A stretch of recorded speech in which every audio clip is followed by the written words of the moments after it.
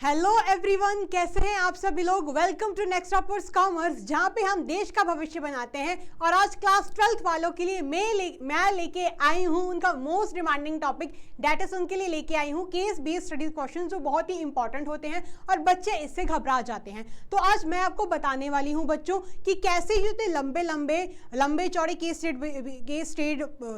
Study based question होते हैं, उनको कैसे पढ़ना है, कैसे जो कॉन्सेप्ट यूज हुआ है उस क्वेश्चन में उसको आइडेंटिफाई करना है, और अगर उस क्वेश्चन में कुछ इंपॉर्टेंट कीवर्ड प्रेजेंट है तो उसको कैसे क्रैक करना है। तो वो सारी टिप्स एंड ट्रिक्स मैं आपको बताऊंगी। और ये जो इतने लंबे क्वेश्चंस, इतने सारे जो क्वेश्चंस मैंने आपके लिए लगाए हुए हैं, उनको कैसे पढ़ना है, कैसे सॉल्व करना है, वो मैं आपको बताऊंगी। जो आंसर्स होंगे वो खुद मैं लिख के नहीं बताऊंगी बच्चों, बिकॉज इतना टाइम नहीं है। अगर मैं आंसर्स खुद लिखने लगी ना तो 7-8 घंटे कहीं नहीं जाने वाले।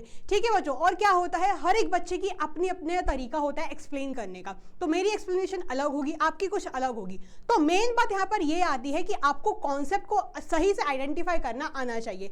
अगर आपने कॉन्सेप्ट को सही से आइडेंटिफाई कर लिया और अगर आपको उसकी अच्छी से कॉन्सेप्चुअल क्लैरिटी है, तो उसकी जो एक्सप्लेनेशन होगी फिर तो आप मन में से अपने लिख ही लोगे, फिर तो कोई बात नहीं है। तो मैंने क्या किया हुआ है, आपकी रेफरेंस के लिए आंसर्स भी लगाए हुए हैं, ताकि अगर आपको ये जानना है कि मुझे कैसे आंसर प्रेजेंट करना है तो आप इसकी हेल्प ले पाओ। ठीक है बच्चों। तो बिना किसी देर के हम शुरू करते हैं हमारे पहले प्रश्न से। डेट इज जो ये बोल रहा है, Monika, Rashmi and Garima childhood friends. After completing their education, Monica joined a school as a teacher, Rashmi joined a firm as a CA, and Garima as a GM in a multinational company. यानी ये जो तीनों थी, मोनिका, रश्मि, गरिमा, ये बचपन की सहेलियां हुआ करती थी। फिर क्या हुआ, जब इन्होंने अपनी पढ़ाई कंप्लीट की, जब ये बड़ी हुई, तो मोनिका ने स्कूल ज्वाइन किया और वो टीचर बन गई। ठीक है। रश्मि ने फर्म ज्वाइन की और वो सीए बन गई, सीए बनी और उसने एक सीए की फर्म ज्वाइन की। और जो गरिमा थी वो एक जीएम बनी और उसने जनरल मैनेजर बनी, और उसने कोई क्या ज्वाइन किया, एक मल्टीनेशनल कंपनी यानी एमएनसी ज्वाइन की। ठीक है। फिर after a long time the reunion function of the school they met each other. फिर काफ़ी सालों बाद जब उनका स्कूल का रीयूनियन फंक्शन हुआ, जो आपका भी होगा जब आप कॉलेज में चले जाओगे, ठीक है, फिर आपका भी जो रीयूनियन होगा, जो आपके स्कूल के फ्रेंड्स उनके साथ मिलोगे, तो वैसे ही ये तीनों भी मिली। ठीक है। और तीनों ही एक दूसरे को मिली। तो उसमें रश्मि से that they were all professionals. तो रश्मि ने ये बोला कि अब तीनों प्रोफेशनल्स बन चुकी हैं। रश्मि कौन हुई आपकी, रश्मि जो सीए है, उसने बोला कि अब हम तीनों प्रोफेशनल्स बन चुके हैं। ठीक है। फिर Garima told Rashmi that she can say this about Monika and herself. तो गरिमा ने ये बोला, गरिमा जो जनरल मैनेजर थी, उसने ये बोला कि ये बात तू मोनिका के बारे में तो बोल सकती है और अपने बारे में भी बोल सकती है। मोनिका कौन हुई, मोनिका जो टीचर थी, मोनिका के बारे में भी बोल सकती है और अपने बारे में भी, खुद के बारे में भी बोल सकती है, but not about her since manager is considered as a full fresh profession. लेकिन जो उसके बारे में नहीं बोल सकती, किसके बारे में, गरिमा के बारे में बात नहीं बोल सकती, क्योंकि गरिमा का जो काम है जनरल मैनेजर, वो एक फुल फ्रेश प्रोफेशन नहीं होता। तब ये बताना है कि जो गरिमा ने बात बोली है क्या वो सही थी या गलत। तो जो गरिमा ने बात बोली थी बच्चों, वो बिल्कुल सही थी। हमने क्या पढ़ा था हमारे फर्स्ट चैप्टर में कि जो प्रोफेशन होता है, ठीक है, जो मैनेजर का जो प्रोफेशन होता है वो कोई कंप्लीट प्रोफेशन नहीं होता। जैसे कि जो सीए होता है, सीए में क्या होता है, एक प्रोफेशनल एसोसिएशन होती है, उनका काम होता है सर्विस मोटिव, एक एथिकल कोड ऑफ कंडक्ट होता है। लेकिन मैनेजर का ऐसा कुछ नहीं होता। मैनेजर को कैसा काम चलाना है, कैसा नहीं चलाना, उस पर डिपेंड करता है। तो मैनेजर्स के लिए ऐसे कोई खास इंस्टीट्यूट वगैरह नहीं बनी हुई है, तो मैनेजर को हम फुल फ्लेज्ड प्रोफेशनल नहीं बोल सकते हैं। ठीक है बच्चों। तो आप इसको कैसे प्रूफ करोगे, इस बात को कैसे प्रूफ करोगे आप, जो प्रोफेशन, जो मैनेजमेंट ऐसा प्रोफेशन है, उसकी जो फीचर्स है ना, जैसे कि सर्विस मोटिव हुआ, एथिकल कोड ऑफ कंडक्ट हुआ, सर्विस मोटिव हो गया, फिर आपका रिस्ट्रिक्टेड एंट्री हो गया, ये सारे जो पॉइंट्स है ना, इनकी आप एक्सप्लेनेशन देना। ठीक है। जब ये आप एक्सप्लेनेशन दे दोगे तो आपका ये जो आंसर है वो बिल्कुल सही निकल जाएगा, बिकॉज आप उसमें ये बता रहे होगे कि मैनेजमेंट के एज अ प्रोफेशन की क्या कैरेक्टरिस्टिक्स है, क्या फीचर्स हैं। ठीक है बच्चों, आई बात समझ। तो यहाँ पर मेनली हमने क्या डील किया है, हमने ये जाना है कि मैनेजमेंट एज ए प्रोफेशन में क्या चीज़ें आती हैं। ठीक है बच्चों, आई बात समझ। हाँ, तो वो क्वेश्चन वही था, why did Garima said she was not a professional. तो गरिमा ने ऐसा क्यों बोला कि वो प्रोफेशनल नहीं है। Set any 3 points in support of your answer. तो आपको अपने आंसर को सपोर्ट करने के लिए कोई भी 3 पॉइंट बताने हैं। तो हम मैनेजमेंट एज ए प्रोफेशन के कोई भी 3 पॉइंट बता देना, जैसे कि restricted entry, professional association, ethical code of conduct, service motive भी आप वो भी लिख सकते हो। तो आंसर प्रूफ करने के लिए ये आपको पॉइंट्स लिखने हैं और जो एक्सप्लेनेशन है वो खुद अपने मन से लिख सकते हो। आई बस समझे बच्चों। तो इस क्वेश्चन में हमने क्या पढ़ा, इस क्वेश्चन में जो हमारा मेन टॉपिक था, मेन जो हमने कॉन्सेप्ट निकाला, वो हमने निकाला मैनेजमेंट एज ए प्रोफेशन। 3 चीजें पढ़ी थी, साइंस वाला में science management as a science, management as an art and management as a profession. तो इसमें कौन सा कॉन्सेप्ट यूज़ हुआ है, इसमें आपका कॉन्सेप्ट यूज़ हुआ है मैनेजमेंट एज ए प्रोफेशन, और इसके जो पॉइंट्स हैं वो आप लिख सकते हो restricted entry, professional association, ethical code of conduct या सर्विस मोटिव। ठीक है बच्चों, आई बात समझ, ये भी चौथा पॉइंट लगाया हुआ है, लेकिन इधर 3 ही पॉइंट्स पूछे थे तो आप 3 ही पॉइंट्स लिखना। आई बात समझ में बच्चों? ठीक है, देख लो। अब बढ़ते हैं हमारे नेक्स्ट क्वेश्चन की ओर, नेक्स्ट केस स्टडी की ओर। तो ये बोलता है Vibhu joined as a chief executive officer of mega Marut limited, a firm manufacturing cars. तो विभू था वो एक सीईओ बना, यानी सीईओ की तरह उसने ज्वाइन किया एक कार मैन्युफैक्चरिंग कंपनी में। उस कार मैन्युफैक्चरिंग कंपनी का नाम था mega Marut limited. On the first day he addressed his subordinating saying that organization should have a chain of authority and communication that runs from top to bottom। ठीक है, इसको मैं underline कर देती हूँ, बिकॉज जैसे ही मैं क्वेश्चन पढ़ रही हूँ ना, जो हमने कॉन्सेप्ट्स पढ़े हैं उसके कुछ इंपॉर्टेंट कीवर्ड्स निकल के आ रहे हैं। तो जैसे ही आप अगर कुछ ऐसे कीवर्ड से रिलेट करते हो, आपको लगता है कि ये तो कीवर्ड मैंने पहले भी पढ़ा हुआ है, तो उसको ना अंडरलाइन कर लेना। ठीक है, तो इसको मैंने क्या किया, अंडरलाइन कर लिया। तो क्या हुआ, पहले दिन ही उसने अपने सबऑर्डिनेट को, सबऑर्डिनेट कौन होते हैं, जो उनके थले काम करते हैं, उनके नीचे काम करते हैं, तो उन्होंने अपने सबऑर्डिनेट को ये एड्रेस करके बोला कि जो ऑर्गेनाइजेशन की जो chain of authority and communication होती है वो टॉप से बॉटम फ्लो होती है। ठीक है, तो टॉप टू बॉटम हमने कहीं पढ़ा हुआ है, कहाँ पढ़ा हुआ है वो भी हम डिस्कस करने वाले हैं, लेकिन पढ़ा हुआ है तो उसको मैंने अंडरलाइन कर दिया। ठीक है, अच्छे से अंडरलाइन कर देती हूँ मैं। चलो पिंक पेन से कर लेती हूँ, पिंक लड़कियों का फेवरेट कलर होता है, इसलिए पिंक पेन से कर देती हूँ। And should be followed by managers and the subordinates. He also added that routine matters of worker cannot directly contact the CEO, but in an emergency he or she may contact directly. उसे ये भी बताया कि अगर उसको बात करनी है, ठीक है, अगर एक वर्कर को एक जो रूटीन, अगर हाँ किसको, अगर एक वर्कर को बात करनी है तो वो डायरेक्टली कांटेक्ट नहीं कर सकता है सीईओ को, लेकिन अगर कुछ इमरजेंसी होती है तो वो कांटेक्ट कर सकता है। ठीक है, बट इन एन एमरजेंसी ही और शी में कांटेक्ट डायरेक्टली, लेकिन अगर कुछ इमरजेंसी की सिचुएशन हो जाती है फिर वो जरूर डायरेक्टली कांटेक्ट कर सकता है। तो इसमें हमने प्रिंसिपल्स ऑफ मैनेजमेंट के जो प्रिंसिपल पढ़े हुए थे उसमें हमने एक प्रिंसिपल पढ़ा था स्केलर चेन। ठीक है, तो स्केलर चेन में क्या था कि जो अथॉरिटी होती है, कम्युनिकेशन होता है, वो हमेशा टॉप टू बॉटम फ्लो करता है। तो यहाँ पर वही बात चल रही है कि टॉप टू बॉटम फ्लो होता है, यानी आप हर किसी से जाके बात नहीं कर सकते। जो इंस्ट्रक्शंस होते हैं, कम्युनिकेशन होती है, ठीक है, वो अथॉरिटी होती है, वो टॉप टू बॉटम ही फ्लो होती है। लेकिन अगर कोई इतनी इमरजेंसी सिचुएशन हो जाती है तो आप क्या कर सकते हैं, हमने क्या चीज़ पढ़ी थी स्केलर चेन में, गैंग प्लैंक नाम का एक चीज़ पढ़ी थी।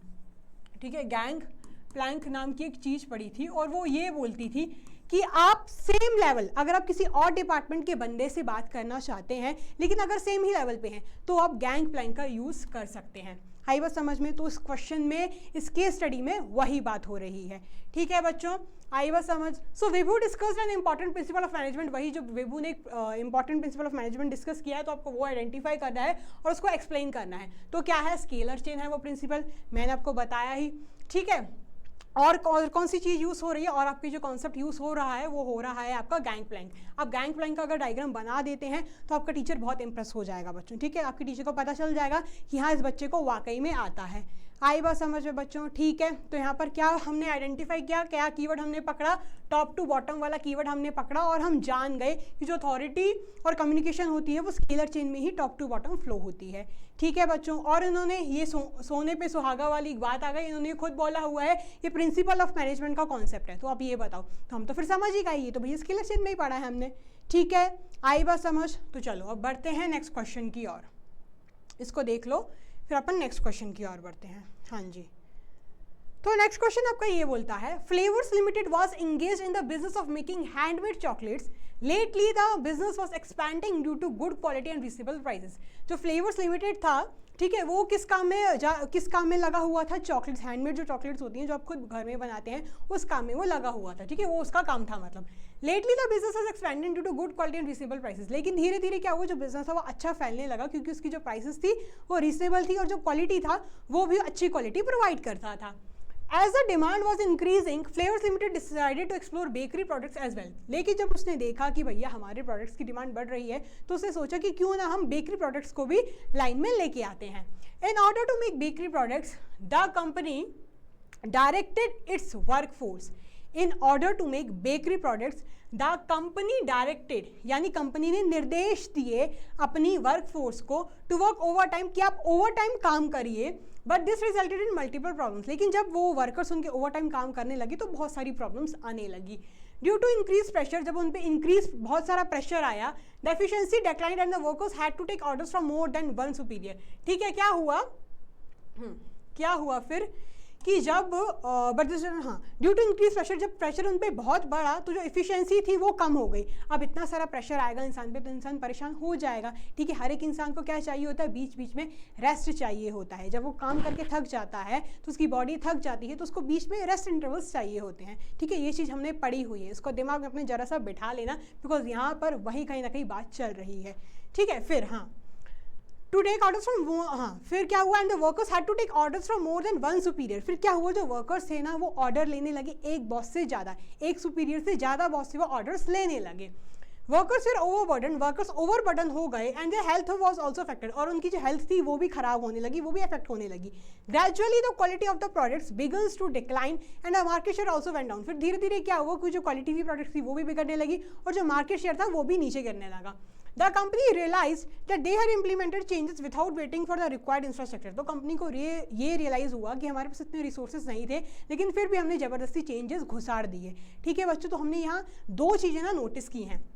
एक क्या नोटिस किया है कि पहले तो थकान होने लगी थी, ओवरबर्डन होने लगी थी जब उन पर काम बढ़ गया, और दूसरा हमने ये नोटिस किया workers had to take orders from more than one superior. जो वर्कर्स थे वो एक सुपीरियर से ज़्यादा लोगों से ऑर्डर ले रहे थे। ठीक है, तो ये हमने कहाँ पढ़ा हुआ था, ये हमने यूनिटी ऑफ कमांड में पढ़ा था कि जो इंसान जो सबऑर्डिनेट है उसको एक ही सुपीरियर से ऑर्डर लेने हैं और उसी का काम करना है। ठीक है, लेकिन यहाँ पर वो चीज़ नहीं हुई। ठीक है, और हमने फटीग स्टडी में क्या पढ़ा था कि हर एक इंसान को जब वो काम करके थक जाता है तो उसको बीच में रेस्ट इंटरवल्स की ज़रूरत होती है। तो यहाँ पर इन्हीं दो कॉन्सेप्ट्स की बात की गई है बच्चों। ठीक है, so identify and explain the principles technique of Taylor Fayol refer to in the above para.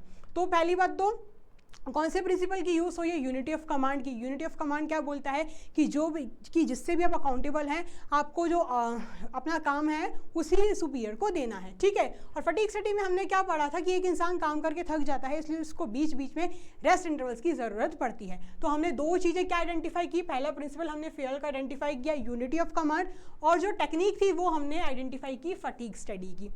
ठीक है बच्चों, आई बात समझ में। फिर बोलती हूँ कि जब आपके कॉन्सेप्ट अच्छे से क्लियर होंगे तो आप ये क्वेश्चंस आराम से कर लोगे। बस आपके कॉन्सेप्ट्स अच्छे से क्लियर होने चाहिए और कीवर्ड्स को पकड़ना आना चाहिए, जो मैं आपको बता ही रही हूँ हर क्वेश्चन में।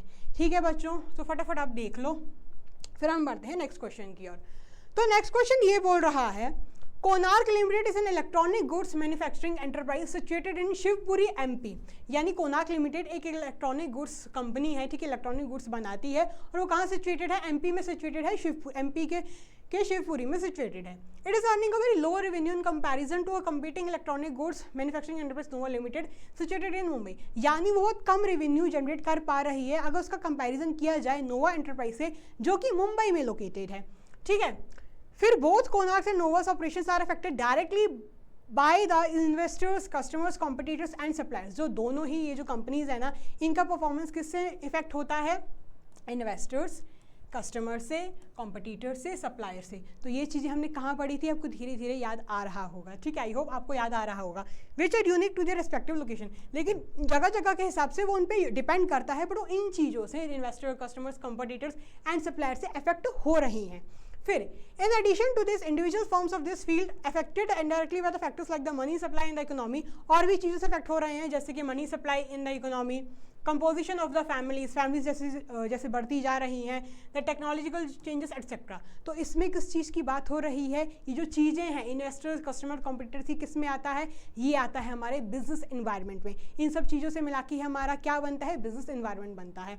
ठीक है, तो फिर identify set the feature of the concept. तो यहाँ पर किस कॉन्सेप्ट का यूज़ हो रहा है, बिजनेस एनवायरनमेंट का, और इसमें जो फीचर यूज़ हो रहा है वो है स्पेसिफिक एंड जनरल फोर्सेस। ये सब जो चीज़ें हैं ना, ये जो हमने पढ़ी हैं, कस्टमर्स, इन्वेस्टर्स, कॉम्पिटिटर्स, और ये composition of the families, money supply in the economy, technological changes. तो ये आ रहा है स्पेसिफिक एंड जनरल फोर्सेस में। ये क्या है, इसका फीचर है।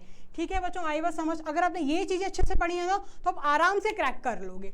तो identify and state the feature of the concept discussed in the above para, also state any 4 points of the importance of this concept. यानी इस कॉन्सेप्ट की क्या इंपॉर्टेंस है, इसकी 4 पॉइंट्स भी बताने हैं, लेकिन सबसे पहले ये आइडेंटिफाई करना है कि कॉन्सेप्ट कौन सा यूज हुआ है। ठीक है, तो कॉन्सेप्ट जो यहाँ यूज हुआ है वो हमारा बिजनेस एनवायरनमेंट। ठीक है, और ये जो फीचर है जो यूज हुआ है वो है स्पेसिफिक एंड जनरल फोर्सेस। ठीक है, स्पेसिफिक एंड जनरल फोर्सेस में हमने क्या पढ़ा था, इन्वेस्टर्स, कस्टमर्स, कॉम्पिटिटर्स। और ठीक है, जनरल फोर्सेस में क्या आता है, मनी सप्लाई हो गया, टेक्नोलॉजिकल चेंजेस हो गया, ये सब। और इसकी जब अपनी कॉन्सेप्ट आइडेंटिफाई कर दोगे तो उसके कोई भी 4 इंपॉर्टेंट पॉइंट्स, इंपॉर्टेंस के पॉइंट्स लिख देना। ठीक है बच्चों, आई बस समझ। जैसे कि it enables a firm to identify opportunities and get the first mover advantage, और ये helps the firm to identify threats and early warning signals, help in tapping useful resources. ये सारे पॉइंट्स लिख देना। तो इसमें हमने बेसिकली क्या चीज़ें पकड़ी हैं, इसमें हमने पकड़ी हैं ये इन्वेस्टर्स, कस्टमर्स, कॉम्पिटिटर, सप्लायर्स, और ये money supply in the economy, composition of the families, technological changes. ये सब हमने चीज़ें पकड़ ली हैं, और इससे हमने जान लिया कि यहाँ पर बात हो रही है बिजनेस एनवायरनमेंट की and specific and general forces की। ठीक है बच्चों, तो फटाफट देख लो इसको, फिर हम नेक्स्ट क्वेश्चन करेंगे। एक और ही चौथा पॉइंट है, फटाफट देख लो इसको। हाँ जी बच्चों, सो कर लिया नोट। अब देखते हैं next question. So next question ये बोल रहा है, Saurabh decided to start a chocolates manufacturing business, he set the target of earning 10% profit of sales in the first year. यानी सौरभ ने ये डिसाइड किया कि वो चॉकलेट का बिजनेस खोलेगा। ठीक है, ही सेट द टारगेट, उसने टारगेट सेट किया, ही सेट द टारगेट, उसने टारगेट सेट किया कि वो 10% प्रॉफिट कमाएगा पहले ईयर के सेल्स पे, पहले साल की सेल्स पे। As a good businessman he was concerned about the future of the business which was uncertain. यानी एक अच्छे बिजनेसमैन होने के नाते उसको फिक्र लगी थी कि उसका फ्यूचर का बिजनेस कैसा रहेगा। व्हिच वाज अनसर्टेन, अनसर्टेन यानी वो तो कभी भी कुछ भी हो सकता है। फिर he gathered information that the demand for chocolates is increasing। उसने इंफॉर्मेशन इकट्ठी की कि जो चॉकलेट्स की डिमांड है वो दिन ब दिन बढ़ती जा रही है। he gathered information, ठीक है। he used this information on as a base for future planning and shared it with his team। यानी ये जो से इंफॉर्मेशन इकट्ठी की, इस इंफॉर्मेशन के जरिए उसने अपनी फ्यूचर की प्लानिंग सेट की। on the basis he gathered information he scheduled a meeting in the following week to find innovative ways to achieve the objectives. यानी फिर उस हिसाब से उसने क्या किया, उस हिसाब से फिर मीटिंग स्केड्यूल की और बताया कि हमें आगे क्या करना है। तो सबसे पहले उसने क्या किया, उसने अपना टारगेट सेट किया। ठीक है, टारगेट सेट किया, फिर उसने ये देखा कि मार्केट में क्या चल रहा है, उस हिसाब से उसने इन्फॉर्मेशन कलेक्ट की, उसने अपने आगे की क्या की, प्लानिंग की। यानी उसने अपने मन से भी कुछ क्या लगाए, अजम्पशंस लगाए। और जब एक इंसान अजम्पशंस लगाता है कुछ देख सुन के, मार्केट की कंडीशन को देख के, तो हम उसे बोलते हैं प्रेमाइसिस। तो उसने क्या किया है, पहले तो टारगेट सेट किया है, फिर इन्फॉर्मेशन कलेक्ट करके उससे अपनी फ्यूचर की प्लानिंग की है। तो अब ये पूछा गया है कि list the first 2 steps which have been followed by Saurabh that are related to the process of one of the functions of management। यानी वो सबसे पहले तो क्या कर रहा है, वो सबसे पहले प्लानिंग कर रहा है, लेकिन उसने सबसे पहले टारगेट सेट किया है, डेट इज उससे ऑब्जेक्टिव सेट किए हैं। फिर दूसरे उससे इन्फॉर्मेशन कलेक्ट करके उसने अपनी फ्यूचर प्लानिंग की है, कुछ एजम्पशंस लगाए हैं, और वो हम उसको टेक्निकल टर्म में बोलते हैं डेवलपिंग प्रेमाइसिस। ठीक है बच्चों, आई बात समझ। तो इधर हमने क्या वर्ड्स पकड़े हैं, जैसे कि उसने टारगेट सेट किया है, इन्फॉर्मेशन कलेक्ट करके उसने प्लानिंग की है आगे की। तो यहाँ पर कौन सा कॉन्सेप्ट यूज हुआ है, प्लानिंग यूज हुआ है। और स्टेप्स कौन से यूज हुए हैं, setting the objectives and developing premises. ठीक है बच्चों, आई बात समझ। तो ऐसे हम कीवर्ड्स को पकड़ के आंसर कर सकते हैं। तो देख लो, फिर हम आगे बढ़ते हैं। अब हमारा नेक्स्ट क्वेश्चन है, समी इतना बड़ा क्वेश्चन में तो थक जाऊंगी यार, लेकिन देखो बच्चों, मैं इतनी मेहनत कर रही हूँ, इतने लंबे लंबे क्वेश्चंस पढ़ के आपको बता रही हूँ, एक्सप्लेन कर रही हूँ कैसे कीवर्ड क्रैक करना है, कैसे कॉन्सेप्ट आइडेंटिफाई करना है, वो सब आपको बता रही हूँ। आपको भी अच्छे से पढ़ना है, बिकॉज बिजनेस स्टडीज़ में बच्चों को इतनी दिक्कत नहीं जा सकती है। जैसे कि economics and accountancy practical subjects हैं तो बच्चों को दिक्कत चली जाती है, बट यहाँ पर जो पूरा खेल है ना वो कॉन्सेप्ट्स का है। अगर आपके कॉन्सेप्ट स्ट्रॉन्ग है तो फिर आप कुछ भी कर सकते हो। बाकी की जो मैं मदद कर सकती हूँ वो तो सब आपके लिए मैं कर ही रही हूँ, लेकिन आपको भी बेस्ट देना है बच्चों। ठीक है, आई बात समझ। चलो पढ़ते हैं। Sameer Gupta started a telecommunication company Donira limited to manufacture economical mobile phones for the Indian rural market with 15 employees. यानी समीर गुप्ता ने क्या किया, एक टेलीकम्युनिकेशन कंपनी डोनीरा लिमिटेड उसे सेट की ताकि वो मोबाइल फोन्स बना पाए, इकोनॉमिकल यानी जो अफोर्ड कर पाए लोग। ठीक है, मार्केट में 15 एम्प्लॉय की मदद से।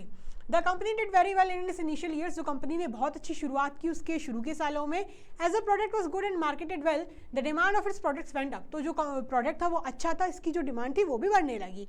To increase production the company decided to recruit additional employees, यानी फिर क्या हुआ, जब उसको अपना प्रोडक्शन बढ़ाना पड़ा तो कंपनी ने डिसाइड किया कि वो एडिशनल एम्प्लॉयज को रिक्रूट करेगा। ठीक है, Sameer Gupta, who was earlier taking decisions for the company, had to selectively disperse its authority. यहाँ रिक्रूटमेंट की बात नहीं आएगी, ठीक है, पढ़ते हैं और आगे पढ़ते हैं। देखो अभी मैंने ये लाइन पढ़ी ना, मुझे क्या फील हुआ, स्टाफिंग फील हुआ, लेकिन जब मैंने नेक्स्ट लाइन पढ़ी, ठीक है, तो मुझे क्या फील हुआ, Sameer Gupta who was earlier taking all decisions for the company had to selectively dispose authority, यानी समीर गुप्ता जो पहले सारे डिसीजंस खुद ले रहा था लेकिन अब वो अथॉरिटी अपनी बांट रहा है। तो मेरा अटेंशन धीरे धीरे शिफ्ट हुआ कौन से चैप्टर पे, ऑर्गेनाइजिंग वाले चैप्टर पे। ठीक है, और हम आगे पढ़ते हैं तो हमें और भी चीज़ें पता चल जाएंगी जिससे हमारा जो आंसर है वो क्लियर हो जाएगा। ही believed that subordinates are competent, capable and resourceful and can assume responsibility for effective implementation of their decisions. उसको ये लगा, उसको ये फील कि जो सबऑर्डिनेट है वो उसके लायक है, उनमें उतनी क्षमता है। ठीक है, उसको ये फील हुआ कि उसके सबऑर्डिनेट्स हैं। ठीक है, तो यहाँ पर सबऑर्डिनेट्स की ही बात चल रही है, तो यहाँ पर जो स्टाफिंग वाला जो मेरे दिमाग में भी आया था और आपके दिमाग में भी आया होगा उसको तो हटा देना। ठीक है, तो यहाँ पर सोलरली कौन से चैप्टर की बात हो रही है, यहाँ पर कॉन्सेप्ट यूज होएगा अपना ऑर्गेनाइजिंग। ठीक है, ऑर्गेनाइजिंग चैप्टर का यह सवाल है। फिर the paid off and the company was not only able to increase its production but also expanded its product ranging, यानी जब उसने अपना काम बांटा तो उसकी वजह से प्रोडक्शन तो बढ़ा ही, लेकिन जो प्रोडक्ट की रेंजिंग थी वो भी बढ़ी। ठीक है बच्चों, तो क्या कर रहा है समीर गुप्ता, जो सारे डिसीजंस पहले खुद ले रहा था लेकिन अब वो अथॉरिटी अपनी बांट रहा है। आई बस समझ। ठीक है, तो हम ये पकड़ सकते हैं, selectively disperse the authority. He believes the subordinates are competent, capable. उसको लग रहा है कि उसके subordinates, ठीक है, तो अब जानते हैं, पढ़ते हैं कि और क्या क्वेश्चन पूछ रहा है। Identify the concept used by Sameer Gupta through which he was able to steer his company to greater heights. तो अब ये बताओ कि समीर गुप्ता ने कौन सा कॉन्सेप्ट यूज़ किया है, तो समीर गुप्ता ने डिसेंट्रलाइजेशन का कॉन्सेप्ट यूज़ किया है, बिकॉज जहाँ पर जो अथॉरिटी बांट दी जाती है, ठीक है, डेलीगेशन में क्या होता था कि जो मैनेजर होता था जब वो ओवरबर्डन हो जाता था तो अपने काम को हल्के करने के लिए अपने सबऑर्डिनेट्स को काम देता था, लेकिन डिसेंट्रलाइजेशन में क्या होता है कि जो सिस्टमैटिक एफर्ट्स के साथ अथॉरिटी को लोएस्ट लेवल तक बांटा जाता है। ठीक है बच्चों, तो यहाँ पर कौन सा कॉन्सेप्ट यूज़ हुआ है, यहाँ पर कॉन्सेप्ट यूज़ हुआ है आपका डिसेंट्रलाइजेशन का। Explain any three points of this concept, यानी इस कॉन्सेप्ट की क्या इंपॉर्टेंस है, इसके भी आपको 3 पॉइंट्स बताने हैं इसकी इंपॉर्टेंस की। तो ये आप बता सकते हैं, greater motivation, develops initiative among subordinates, develops managerial talent for the future, quick decision making, facilities growth and expansion, कोई भी आप पॉइंट्स एक्सप्लेन कर सकते हैं। ठीक है बच्चों, आई बस समझ, फटाफट देख लो फिर आगे बढ़ते हैं। हाँ जी, तो नेक्स्ट क्वेश्चन है हमारा, resolution private limited is a publishing company. जो resolution private company publishing company है, यानी वो किताबें वगैरह छापती है। फिर it's book on business studies for class 12 is in great demand, जो उसकी किताब है बिजनेस स्टडीज क्लास 12 की, वो अच्छी खासी डिमांड में है। As a result, the employees in the marketing department are always racing against time as they have to work overtime on holidays as well as to cater the demand. The work stress has led to dissatisfaction among the employees of the marketing department. यानी जो उनको ज़्यादा काम बढ़ रहा है उसकी वजह से क्या हो रहा है कि एम्प्लॉयज़ के बीच में डिससेटिस्फैक्शन हो रहा है। ठीक है, तो ये बोला है, name and explain the step of staffing process which has not been perform properly, यानी इसमें कौन सा स्टेप स्टाफिंग का प्रॉपरली फॉलो नहीं किया गया है, और इसके बाद जो नेक्स्ट स्टेप होगा वो भी आपको बताना है। तो मेन पावर, यानी ये देखना पड़ता है कि हमारे पास अगर जो हम काम कर रहे हैं उसमें कितने लोगों की रिक्वायरमेंट है। तो पहले जो स्टेप नहीं फॉलो किया गया है प्रॉपरली वो है estimation of main power requirements. अब ये बोला है जो आपने स्टेप पकड़ा है उसके बाद का क्या स्टेप है वो भी आपको बताना है, तो उसके बाद का स्टेप है आपका रिक्रूटमेंट का। ठीक है बच्चों, आई बात समझ। तो ये जब आप क्वेश्चन पढ़ोगे तो आपको पता चलेगा कि यहाँ पर जो मेन पावर कितने लोगों की हमें ज़रूरत है उसको अच्छे से आइडेंटिफाई नहीं किया गया है। ठीक है बच्चों, आई बात समझ, देख लो उसको फटाफट, फिर आगे बढ़ते हैं। हाँ जी, तो नेक्स्ट क्वेश्चन है हमारा, Pramod was a supervisor at Annapurna atta factory, the factory was producing 200 quintals of atta every day. यानी जो प्रमोद था वो सुपरवाइजर था अन्नपूर्णा आटा कंपनी फैक्ट्री में। जो फैक्ट्री थी वो क्या कर रही थी, हर रोजाना 200 क्विंटल का आटा प्रोड्यूस कर रही थी। His job was to make sure that the work goes on smoothly and there was no interruption in production. उसका ये काम था कि वो ये देखे कि काम में किसी भी प्रकार की बाधा ना आए, कोई भी रोक रुकावट ना आए। He was a good leader who would give orders only after consulting his subordinates, यानी वो एक अच्छा लीडर था। He was a good leader who would give orders only after consulting his subordinates, और वो ऑर्डर्स तभी देता था जब वो पहले अपने सबऑर्डिनेट से पूछता था, उनकी राय लेता था। ठीक है, and work out for the four policies with acceptance of the group. और क्या करता था, ऐसी पॉलिसीज बनाता था जिसमें हर एक ग्रुप का जो इंसान है वो शामिल हो। ठीक है, तो यहाँ पर ये एक अच्छा लीडर है, ये बात आप पहले ही पकड़ लो। और वो क्या कर रहा है, अपनी सबऑर्डिनेट की सुन रहा है, उनसे कंसल्ट कर रहा है। ठीक है, ये भी आप पकड़ सकते हो इस चीज़ को। तो अब ये पूछा हुआ है, identify and describe the leadership style being adopted by Pramod. यानी जो प्रमोद है वो कौन सा लीडरशिप का स्टाइल अडॉप्ट कर रहा है, तो वो एक डेमोक्रेटिक लीडर है। हमने 3 स्टाइल्स पढ़े हुए थे। अब वो क्योंकि प्रमोद एक अच्छा इंसान, अच्छा लीडर है, वो अपने सबऑर्डिनेट की सुन रहा है, इसलिए वो एक डेमोक्रेटिक लीडर हुआ। ठीक है, आप डेमोक्रेटिक लीडर को एक्सप्लेन भी कर देना, डिस्क्राइब करने को बोला हुआ है तो उसको अच्छे से डिस्क्राइब कर दो। ठीक है बच्चों, आई बात समझ, फटाफट देख लो फिर आगे बढ़ेंगे। हाँ जी बच्चों, सो कर लिया नोट, चलो पढ़ते हैं next question. So next question ये बोल रहा है, AS limited, a large company engaged in assembly of AS based air conditioners. Recently the company had conducted the time and motion study and concluded that an average worker can assemble 10 ACs in a day. यानी क्या है, AC ये जो company है वो किस में involve है, एयर कंडीशंस में इन्वॉल्व है। तो उसने एक स्टडी कंडक्ट किया और ये पता लगाया कि एक इंसान, एक वर्कर एक दिन में कम से कम 10 एयर कंडीशनर्स तो लगा ही सकता है, असेंबल कर सकता है। फिर the target volume of the company in the days assembling of 1000 units of air conditioners. और जो कंपनी का क्या टारगेट है, टारगेट वॉल्यूम है कि उसको दिन में 1000 ACs असेंबल करवाने हैं। ठीक है, गर्मियों का सीजन आ रहा है, देखो मैं AC ही नहीं बोल पा रही, AC एयर कंडीशनर्स। ठीक है, फिर the company is providing attractive allowances to reduce labour turnover and absenteeism. यानी कंपनी क्या कर रही है, अच्छे अच्छे अलाउंसेस दे रही है अपनी कंपनी वालों को, ताकि क्या हो, जो लेबर का टर्नओवर हो वो रिड्यूस हो और वो एब्सेंट भी ना हो, यानी वो टाइम पर आए। फिर all the workers are happy, सारे वर्कर खुश हैं।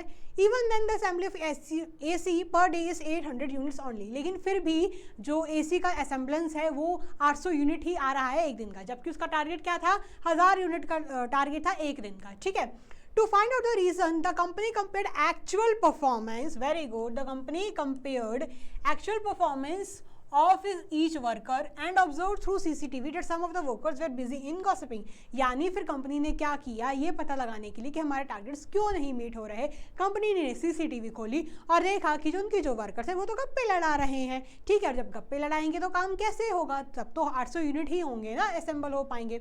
आई बस समझ। तो यहाँ पर मैंने क्या कीवर्ड को निकाला है, compared actual performance. Compared actual performance कौन से चैप्टर में आता है आपका, जब हम परफॉर्मेंस को कंपेयर करते हैं स्टैंडर्ड से, आपका आता है वो कंट्रोलिंग वाले चैप्टर में। तो इतना तो भैया साफ हो गया कि यहाँ पर किसकी बात चल रही है, कंट्रोलिंग वाले चैप्टर की बात चल रही है। ठीक है, अब आगे और जानते हैं। फिर इसमें ये पूछा हुआ है, identify the function of management discuss above. तो यहाँ पर कौन सा फंक्शन ऑफ मैनेजमेंट यूज हो रहा है कंट्रोलिंग। ठीक है, कंट्रोलिंग यूज हो रहा है यहाँ पे, ये तो हमें समझ आ गया। फिर बोला हुआ है, state two steps in the process of function identified which are discuss in the above para. अब इस फंक्शन में जो प्रोसेस इन्वॉल्व होती हैं, जो स्टेप्स की जो प्रोसेस होते हैं, जो प्रोसेस की जो स्टेप्स होते हैं, जो भी इन्वॉल्व है वो आपको बताने हैं। तो उसमें पहले क्या हो रहा है कि हम जो परफॉर्मेंस को सेट करते हैं, स्टैंडर्ड्स को सेट करते हैं, फिर जब हम कंपेयर करते हैं तो क्या हो रहा है, सेटिंग परफॉर्मेंस स्टैंडर्ड्स। हमने सबसे पहले क्या किया, सेट किया कि हमें 1000 यूनिट बनाने, 1000 यूनिट असेंबल करने हैं एक दिन में। फिर क्या किया, हम मेजर कर रहे हैं एक्चुअल परफॉर्मेंस को, फिर एक्चुअल परफॉर्मेंस को स्टैंडर्ड के साथ देख रहे हैं, फिर डेविएशंस को पहचान रहे हैं। जब उन्होंने देखा कि जो CCTV में जो हमारे वर्कर्स हैं वो तो बता रहे हैं, उन्होंने ऐसे करके डेविएशंस को एनालाइज किया, तो ये उसकी आपकी हो गई प्रोसेस। ठीक है बच्चों, आई बस समझ। तो सारा खेल यहाँ पर कीवर्ड का ही था आपका, और अगर आपका कॉन्सेप्ट स्ट्रांग है तो फिर तो आप आराम से कर ही लोगे। आई बस समझ। तो चलो नेक्स्ट क्वेश्चन की ओर बढ़ते हैं। हाँ जी, सो नेक्स्ट क्वेश्चन आपका ये बोल रहा है, Neelam Saren the finance manager and Atul Chopra the managing director of Gokhan limited we are discussing regarding the source of finance to be raise for modernisation of their existing plans. यानी ये जो दोनों है, नीलम सरेन फाइनेंस मैनेजर और अतुल चोपड़ा जो मैनेजिंग डायरेक्टर्स है, वो डिस्कस कर रहे थे कि कैसे क्या सोर्स ऑफ फाइनेंस रहेगा मॉडर्नाइजेशन करने, जो हमारा एग्जिस्टिंग प्लान है उसको अगर हम मॉडर्नाइज करेंगे। ठीक है, quoting that Sensex has soared by 507 points in the last 3 years. यानी उन्होंने ये देखा कि जो सेंसेक्स है वो 5078 पॉइंट से सोर किया है पिछले 3 सालों में। तो नीरव ने ये सजेस्ट किया कि जो इक्विटी है उसको सेलेक्ट करना चाहिए। वहीं जो अतुल चोपड़ा था, वांटेड टू ऑप्ट फॉर डेप्ट, वहीं जो अतुल चोपड़ा था वो ये बोल रहा था कि नहीं, हमें डेप्ट के साथ जाना चाहिए। Keeping in mind the high operating cost of the company. यानी फिर उन्होंने ये देखा कि कंपनी के ऑलरेडी हाई जो ऑपरेटिंग कॉस्ट है वो कितने हाई हैं, तो उन्होंने बोला suggest the source of finance that should be use for modernisation of existing plan. तो इसके लिए आप सोर्स ऑफ फाइनेंस को सजेस्ट कीजिए। ये basically case study based question नहीं है, ये कहीं ना कहीं आपका स्ट्रेट क्वेश्चन ही है। बिकॉज क्या होता है ना जो आपको फाइनेंशियल मैनेजमेंट वाला चैप्टर है ना, उससे केस स्टडी बेस्ड क्वेश्चन नहीं पूछे जाते हैं, ठीक है। उससे ज़्यादातर स्ट्रेट क्वेश्चन ही पूछे जाते हैं। भले आपको लगेगा कि ये तो केस स्टडी वाला क्वेश्चन है, लेकिन वो एक्चुअली होता नहीं है। वो लास्ट में जाके आपसे सीधा पूछ ही लेते हैं, ठीक है, कि आप सोर्स ऑफ फाइनेंस वगैरह ऐसा कुछ करके बता दो। तो इनके लिए क्या सही रहेगा, the company should opt for equity as a source of finance to modernise existing plan. तो कंपनी को किसके साथ जाना चाहिए, इक्विटी के साथ जाना चाहिए। और ये जो फैक्टर्स हैं इनको कंसिडरेशन में लेना चाहिए, जिसकी स्टॉक मार्केट कंडीशन हो गई, आपकी कैश फ्लो पोजीशन हो गई, इन चीज़ों को आप, इन फैक्टर्स को आप ध्यान में रख सकते हो, ठीक है बच्चों। आई बात समझ। बस ये जो फाइनेंशियल मैनेजमेंट वाले चैप्टर से स्ट्रेट क्वेश्चन ही पूछ लेते हैं ज़्यादातर, तो इस चैप्टर से आप इतनी चिंता मत करना केस स्टडी बेस्ड क्वेश्चन की, ठीक है। जो केस स्टडी बेस्ड क्वेश्चन होते हैं ना, वो ज़्यादातर मोस्टली पार्ट ए से पूछे जाते हैं आपके, ठीक है।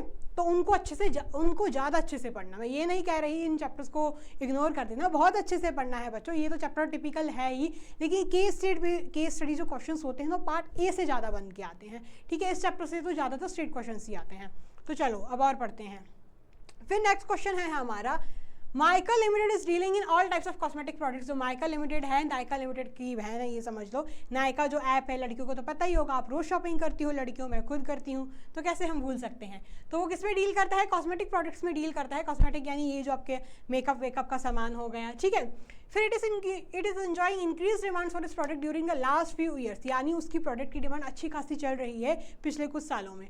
For the purpose of expansion of the company needs 100 crore as additional, यानी कंपनी को क्या करना है, अपनी कंपनी को बढ़ाने के लिए उसको 100 करोड़ रुपए की और ज़रूरत है एडिशनल कैपिटल में।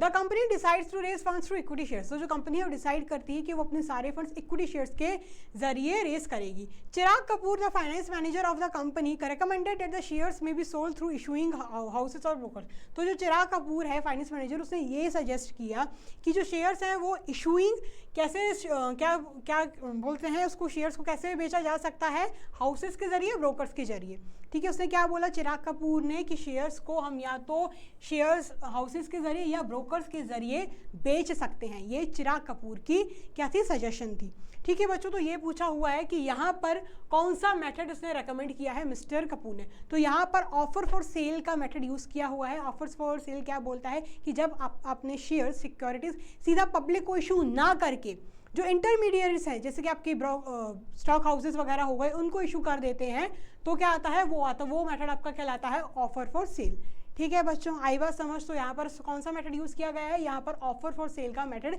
यूज़ किया गया है, ठीक है बच्चों। तो चलो नेक्स्ट क्वेश्चन की ओर बढ़ते हैं। फिर निशा, a school bag manufacturer, decided to improve the product for profit maximization and thus added a water bottle holder to the existing design। जो निशा एक स्कूल बैग मैन्युफैक्चरर थी, उसने ये जाना कि वो प्रॉफिट को बढ़ाने के लिए क्या कर सकती है, वाटर बॉटल को ऐड कर सकती है एक नए एग्जिस्टिंग डिज़ाइन में। तो यहाँ पर ये पूछा गया है कि मार्केटिंग मैनेजमेंट की कौन सी फिलॉसफी यूज़ की गई है निशा ने। तो बेसिकली क्या कर रही है, प्रोडक्ट को एक नया डिज़ाइन दे रही है। क्या कर रही है, and this added a water bottle holder to the existing design. उसी डिज़ाइन में एक वाटर बॉटल होल्डर को भी ऐड कर रही है, तो वो प्रोडक्ट में कुछ चेंजेस लेके आ रही है। इसलिए यहाँ पर कौन सी फिलॉसफी यूज़ होगी, यहाँ पर होगी आपकी प्रोडक्ट कॉन्सेप्ट वाली फिलॉसफी यूज़ होगी, ठीक है बच्चों। तो प्रोडक्ट कॉन्सेप्ट में क्या होता है, जब अपने प्रोडक्ट को ही एक नया रंग रूप, अच्छा सा आकार देते हैं, सुंदर सा डिज़ाइन वगैरह देते हैं, तो ये आपका क्या कहलाता है, प्रोडक्ट कॉन्सेप्ट कहलाता है, ठीक है। यानी जब आप ये फोकस करते हैं कि हमारी प्रोडक्ट में अच्छी क्वालिटी हो, हमारा प्रोडक्ट हो वो बेस्ट हो, वो सुपीरियर क्वालिटी का हो, ठीक है बच्चों। So explain the philosophy on the basis of main focus and means and ends. ये जो फिलोसफी है उसको किस बेसिस पे समझाना है, main focus and means and ends के बेसिस पे भी समझाना है। पहले तो आपको ये आइडेंटिफाई करना है कि कौन सी मार्केटिंग फिलोसफी यूज़ हो रही है, ठीक है बच्चों। आई बात समझ। तो चलो, अरे यार गिरने वाली थी अभी आपके चक्कर में। अब नेक्स्ट क्वेश्चन देखते हैं। नेक्स्ट क्वेश्चन ये बोल रहा है, सारा was pursuing her graduation, every day she saw her mother working tirelessly at her home after coming back from her workplace। यानी सारा क्या कर रही थी, अपनी ग्रेजुएशन परस्यू कर रही थी। वो देखती थी कि उसकी जो मम्मी है कैसे दिन भर लगी रहती हैं कामों में। She decided to start a tiffin service to increase her family income। तो उसने ये तय किया कि वो टिफ़िन सर्विस खोलेगी अपनी फैमिली की इनकम को बढ़ाने के लिए। To begin with this, she started supplying tiffin only in the neighborhood। तो उसने क्या किया, उसने शुरुआत कहाँ से की, टिफ़िन सर्विस को अपने आस पड़ोस में ही पहले बांटने लगी। Every day she detailed out the menu after consulting her mother, यानी जब वो मेन्यू तैयार करती थी, मेन्यू को डिटेलिंग करती थी, तो अपनी मम्मी से पहले पूछती थी कि आज के मेन्यू में क्या रहेगा। फिर for informing the people about her service she designed a beautiful informative pamphlet, यानी इसको बताने के लिए कि भैया उसने टिफिन सर्विस खोली है तो उसने एक बढ़िया सा सुंदर सा पैम्पलेट तैयार किया। गॉट इट प्रिंटेड, उसने उसको प्रिंट करवाया और उसने क्या करने लगी, वो बांटने लगी throughout the daily newspaper के जरिए वो उसको बांटने लगी। फिर she also pointed to delivery boys to deliver tiffin, उसने 2 डिलीवरी वालों को भी रखा ताकि वो टिफिन को बांटे। The business was slow to begin but picked up well afterwards, जो बिजनेस था वो धीरे, तो उसकी जो उसकी शुरुआत थी वो तो धीमी गति से हुई, लेकिन बाद में उसने अच्छी गति पकड़ ली। She was able to earn a profit of 20% of the revenue in the first month, तो उसने पहले महीने ही 20% का प्रॉफिट कमा लिया।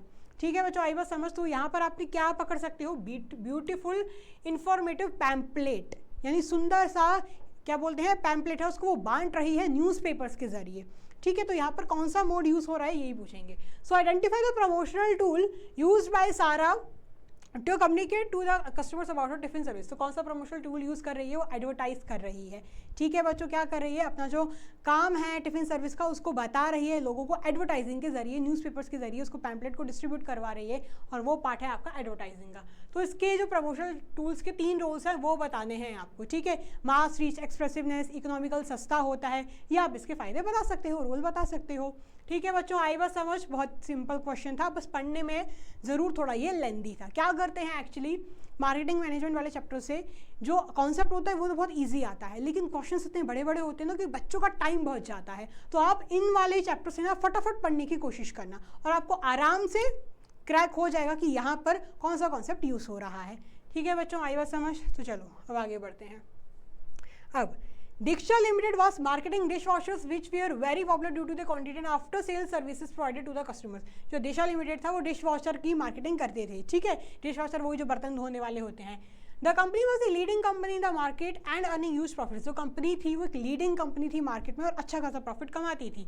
Because of huge profits the company ignored it's after sale service, जब कंपनी ने देखा कि वो अच्छा खासा प्रॉफिट कमाती है तो वो अपनी आफ्टर सेल सर्विसेज को इग्नोर करने लगी। ठीक है, As a result, its relations with the customers got spoiled and the image of the company was damaged in the eyes of the public। ऐसे में क्या हुआ, जो कंपनी की जो इमेज थी, अच्छी इमेज थी लोगों के नज़र में, वो खराब होने लगी। Top management became concern when the profits for the current quarter fell steeply, जो टॉप मैनेजमेंट को चिंता सताई, भैया हमारे जो प्रॉफिट्स हैं वो क्यों डिक्लाइन हो रहे हैं। On analysis it was revealed that ignoring after sale services was a reason, तो ये पता चला कि भैया हम जो आफ्टर सेल सर्विसेज हैं उनको हम इग्नोर मारे जा रहे हैं। Therefore, the company took all possible measures to protect and promote its image। फिर कंपनी को ये रियलाइज़ हुआ कि भैया हमें अपनी इमेज सुधारनी पड़ेगी, तो वो स्टेप्स वैसे लेने लगे। As a result the goodwill of the company improved in the society, फिर धीरे धीरे क्या हुआ, जो कंपनी की इमेज थी वो इंप्रूव होने लगी। ठीक है, गुडविल यानी इंप्रूव होने लगी। So name and state the communication tool used by the marketer. ठीक है, एंड वो in the above to improve his images, यानी जो कंपनी ने कौन सा प्रमोशनल टूल की मदद ली है ताकि क्या वो क्या करे, लोगों की नज़र में अपनी इमेज सुधरवाए। तो लोगों की नज़र में, तो यहाँ पर कौन सा टूल यूज़ हो रहा है, पब्लिक रिलेशन का टूल यहाँ पर यूज़ हो रहा है जो मार्केटर ने आपका यूज़ किया था। ठीक है, एक्सप्लेन द रोल ऑफ इस टूल, इस टूल का आपको रोल भी एक्सप्लेन करना है। Smooth functioning of business, building corporate image and brand equity, ये आप इसके जो पॉइंट्स हैं वो भी एक्सप्लेन कर सकते हैं, लेकिन सबसे मेन काम यही होता है कि हमें ये आइडेंटिफाई करना होता है कि कौन सा मार्केटिंग टूल यहाँ पर यूज़ किया गया है। ठीक है बच्चों, आई बात समझ। तो चलो अब पढ़ते हैं हमारा next question. MVT limited is a leading cosmetic manufacturing company, जो MVT है वो एक लीडिंग कॉस्मेटिक कंपनी है, कॉस्मेटिक मैन्युफैक्चरिंग कंपनी है। कॉस्मेटिक कंपनी यही जो मेकअप वाला होता है। ठीक है, it has its own consumer service and grievances redressal centre to address consumer concerns, यानी उसका एक अपना ग्रीवेंसेस सेल है जहाँ पर जो कंज्यूमर्स हैं उनके अगर उनको कोई भी सर्विस अच्छी नहीं लगती तो वो कंप्लेन कर सकते हैं। फिर The mobile phone number of the consumer service and grievance redressal is printed on the labels of all its products as a policy to get feedback or complaints from their consumers, यानी जो भी customer care वाला number है ना वो already उसकी label वगैरह पर प्रिंट रखा हुआ है ताकि अगर कंज्यूमर्स को कोई भी दिक्कत आती है तो फ़ोन करके पता कर पाएँ। फिर it also runs various programs to educate the consumers about their rights. Very good, जो क्या करते हैं वो बहुत सारे प्रोग्राम्स को रन करते हैं। क्या करते हैं, रन्स वेरियस प्रोग्राम्स, ताकि वो अपने कंज्यूमर्स को एजुकेट कर पाए उनकी जिम्मेदारियों और उनके अधिकारों के बारे में। ठीक है, फिर इन केस ऑफ प्रोडक्ट और service falls short of their expectations, यानी अगर कोई भी जो प्रोडक्ट उनकी एक्सपेक्टेशन से मीट नहीं करता तो उनके हक में क्या जिम्मेदारियां हैं, क्या उनके अधिकार हैं, उनके बारे में भी वो प्रोग्राम्स वगैरह इशू करते रहते हैं, जारी करते रहते हैं। तो यहाँ पर ये पूछा हुआ है कि explain the 2 rights of the consumers which are being promoted by the company. तो कंज्यूमर की कौन सी राइट्स यहाँ पर प्रमोट हो रही हैं? पहली तो राइट टू कंज्यूमर एजुकेशन, क्योंकि वो क्या कर रहे हैं, अपने कंज्यूमर्स को जागरूक कर रहे हैं। फिर वो क्या कर रहे हैं, जो उनका कंज्यूमर कस्टमर केयर का जो नंबर है वो लेबल वगैरह पर भी प्रिंट करते हैं। तो वो क्या कर रहे हैं, राइट टू सीक रिड्रेसल, यानी वो अपने कस्टमर्स को मौका दे रहे हैं कि अगर आपको हमारी सर्विसेज अच्छी नहीं लगती हैं, एक्सपेक्टेशन से मीट नहीं कर सकती हैं, तो आप बाकायदा कंप्लेंट वगैरह कर सकते हैं और हम इसका सोल्यूशन देंगे। तो right to consumer education and right to seek redressal, ये हम पॉइंट आउट कर सकते हैं इस केस स्टडी से। ठीक है बच्चों, आई बात समझ? अगर आप ध्यान से पढ़ेंगे तो ये आराम से समझ आ रहा है। बहुत ही सिंपल स्ट्रेट क्वेश्चन है तो केस स्टडी बेस्ड क्वेश्चन, लेकिन साफ साफ खुद ही बता रहा है। आई बात समझ में बच्चों? ठीक है, मैंने आपको बोला ही था कि ये जो राइट्स है ना, ये बहुत इंपॉर्टेंट है। अक्सर यहाँ से केस स्टडी वाला क्वेश्चन बन जाता है और देखना आएगा भी कुछ ना कुछ क्वेश्चन इस चैप्टर से। तो या तो राइट्स वाला आएगा या तो डिस्ट्रिक्ट कमीशन वाला जो है वो थी ट्रायल मशीनरीज है, वहाँ से क्वेश्चन बन जाता है। ठीक है बच्चों, आई बात समझ? ठीक है, तो यहाँ पर हमारा क्या होता है, केस स्टडी बेस्ड जो हमारे क्वेश्चंस हैं, सेशन है, वो ख़त्म होता है। मैंने आपके लिए जितनी भी इंपॉर्टेंट और जो भी मुझसे बन पा रहा था कि कैसे मैं आपकी हेल्प कर सकती हूँ कीवर्ड्स को क्रैक करने के लिए, कैसे आप कॉन्सेप्ट को आइडेंटिफाई कर सकते हो, वैसे क्वेश्चंस मैंने रखे हुए थे।